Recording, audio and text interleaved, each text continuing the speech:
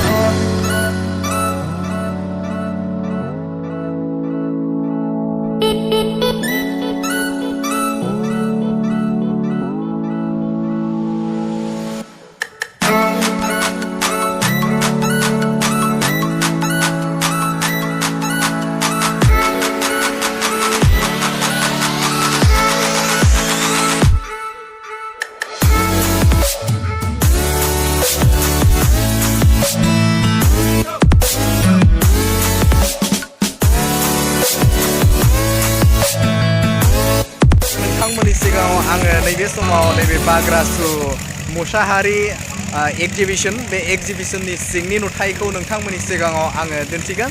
थ' नोंथांमोनखौ आङो नैबे समाव नैबे एक्जिबिशन बानायनाय बे एक्जिबिशन बानायनायनि गासै नुथायखौबो नायनो थाखाय आङो गुरै खावलायबाय। आरो बे सिङाव नोंथांमोना मा नुयो आरो मा दङ बेखौ नोंथांमोननि सिगाङाव आङो भिडिअनि गेजेरजों नोंथांमोननो आङो दिन्थिगोन। ज' लोगोफोर नोंथांमोनखौ आङो नैबे समाव बे बुब्लिसिम थानो थाखाय गुरै खावलायबाय।